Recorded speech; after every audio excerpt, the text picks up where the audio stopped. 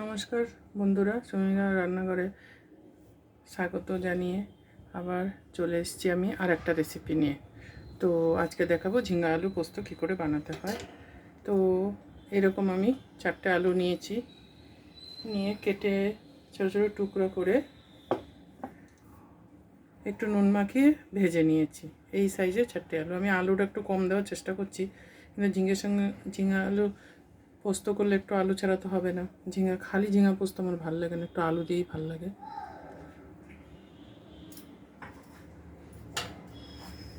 আর এখানে 250 ঝিঙে কেটে রেখে দিয়েছি, আর একটা রেখেছি আপনাকে শেখাবো বলে। এটা তো একটু নুন মাখিয়ে রেখেছি, কিন্তু আমি তাড়াতাড়ি রান্না করব বলে শর্ট করছি বলে একটু নুন মাখিয়ে রেখেছি নরম হওয়ার জন্য। যদি আপনারা কাছে অনেক সময় থাকে, আপনারা নুন মাখিয়ে রাখবেন না, ডাইরেক্ট বানিয়ে নেবেন। আমি এখন ঝিঙাটা ছুলে নেব।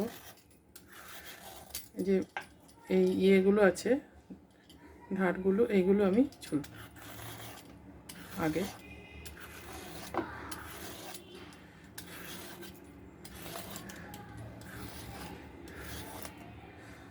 চলে একটু যেটা সবুজ সবুজ আছে সেটা আমি বার করে নেব।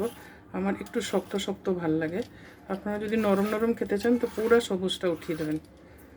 আমি একদম গলা গলা পছন্দ করি না ঝিঙ্গা আলু পোস্ত।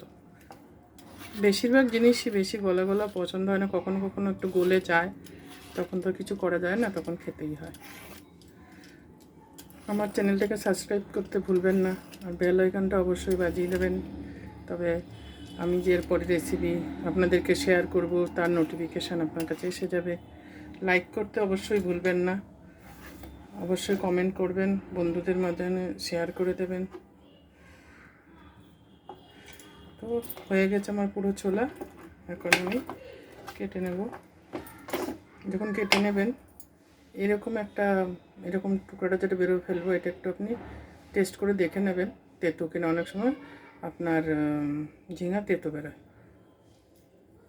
কিন্তু এটা তেতো না। আর ঝিঙাটা আমি আধা ঘন্টা জলে ডুবিয়ে রেখে দিয়েছিলাম খোসা ছাড়ানোর আগে। এখন মাঝখানে টুকরো করে নিলাম, নিয়ে এখন ছোটো ছোটো টুকরো করে কেটে নেব।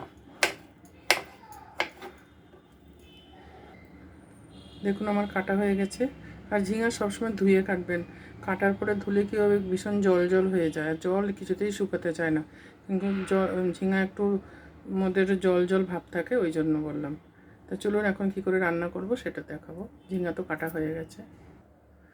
একটা ননস্টিক ফ্রাই প্যান নিয়ে নিয়েছি, হাই ফ্লেমে 2 টেবিল স্পুন সর্ষের তেল গরম করে নিয়েছি। এখন এর মধ্যে আমি একটু 5 ফোড়ন দেবো। আপনারা তো যা খুশি ফোড়ন দিতে পারেন, আমার 5 ফোড়নটা ভালো লাগে, তাই আমি আমার মতো রাঁধতে হলে এইরকম 5 ফোড়ন দিয়ে অবশ্যই করবেন। 5 ফোড়ন দিয়ে দিচ্ছি। এখন 5 ফোড়নটা একটু ভাজা ভাজা হবে। গ্যাসটা বাড়িয়ে দিয়েছি, কমিয়ে দিয়ে আমি 5 ফোড়নটা দিয়েছিলাম। 5 ফোড়নটা ভাজা হয়ে গেছে। এখন দিয়ে দেবো আমি আপনার ঝিঙাটা দিয়ে দিলাম। কারণ আলুটা তো আমি ভেজে রেখেছি, আর আলুটা সেদ্ধ করে তারপরে ছুলে ভেজে রেখেছি। গ্যাসটা কিন্তু হাই ফ্লেমেই করা আছে।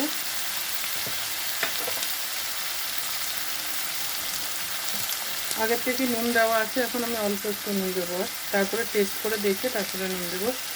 এখন আমি এটা ভালো করে হতে দেবো হাই ফ্লেমে, ঢাকা দিয়ে ভাজা ভাজা ঝিঙাটাকে একটু দেখে নিয়ে যাক হচ্ছে। এখন আরও হবে, ভালো করে নেড়ে ছেড়ে আবার ঢেকে দেবো। ফ্লেমটা হাই আছে আমার।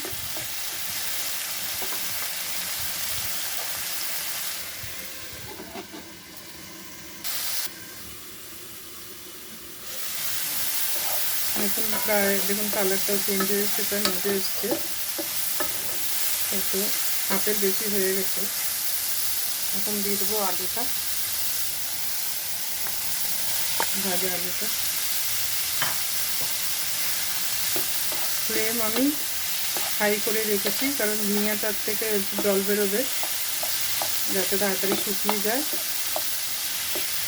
ঝিঙাটা একটু শুকনো শুকনো ভালো লাগে, এরপরে পোস্ত করলে একটু জল জল আবার হবে।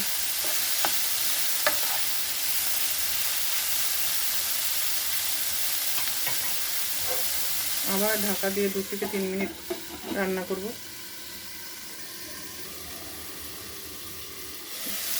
2 থেকে 3 মিনিট উপর হয়ে গেছে। এখন ঢাকাটা খুলে নিলাম। এখন প্রায় মিশে গেছে, দেখুন ইয়েটাও মজে গেছে বেশ ভালো ঝিঙাটা। এখন খালি আলু আলুই দেখাচ্ছে, তার মানে ঝিঙাটা সেদ্ধ হয়ে গেছে ভালো করে। এখন দেব কাঁচা লঙ্কা বাটা 2 ছোট চামচ। আমার একটু ঝাল ঝাল ভালো লাগে। আর যে পোস্ত বেটে রেখেছি, এখন পোস্ত বাটা দেবো 1 2 3 4 5 টেবিল স্পুন, বড় টেবিল স্পুন। আর পোস্তটা আমি মধ্যে লঙ্কা দিইনি, লঙ্কা ছাড়া বেটে রেখেছি, লঙ্কাটা আলাদা বাটা। এখন ভালো করে মিক্স করে নেব। গ্যাসের ফ্লেম আমি কমাইনি, হাই করে রেখেছি, প্রায় হয়ে এসছে। আর এর মধ্যে আমি মিষ্টি একদমই দেবো না, কারণ মিষ্টি একটু আমি খাচ্ছি না এখন, সুগার বলে। আর ঝিঙেতে অলরেডি ঝিঙাটা মিষ্টি মিষ্টি হয়। তাও যদি আরও বেশি মিষ্টি আপনাদের খেতে ভালো লাগে, তো আপনারা 1 চামচ মিষ্টি দিয়ে নেবেন, চিনি গুড় যেটা আপনাদের পছন্দ। আর আমি এটা হলুদ ছাড়া বানাচ্ছি, হলুদ ছাড়া বানালে বেশি টেস্ট হয়। যদিও আমি আগে হলুদ ছাড়া খেতাম না, কারণ সাদা সাদা আবার কীরকম রান্না, পরে খাওয়ার পরে বুঝতে পেরেছি কত টেস্ট।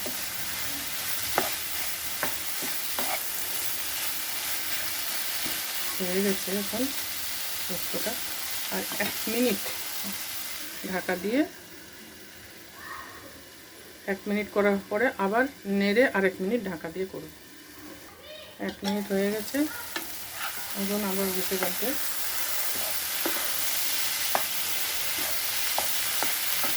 নেড়ে ছেড়ে আরও 1 মিনিট করব।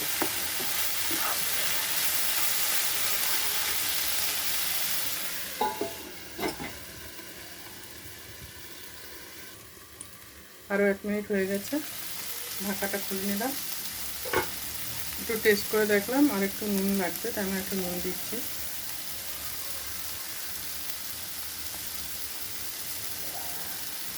নুনটা হচ্ছে স্বাদ মতো, কারণ আমি যতটা বলবো যে 1 চামচ, আপনাদের 1 চামচ নাও লাগতে পারে, আবার তার বেশিও লাগতে পারে।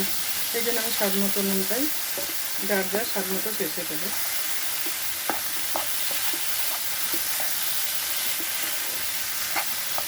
ভালো করে মিশিয়ে দিলাম নুনটাকে। এখন একটু কাঁচা তেল ছড়িয়ে দেবো উপর দিয়ে, 1 ছোট চামচ ছড়িয়ে এটা মিক্স করে দেবো। গ্যাসটা বন্ধ করে দেবো।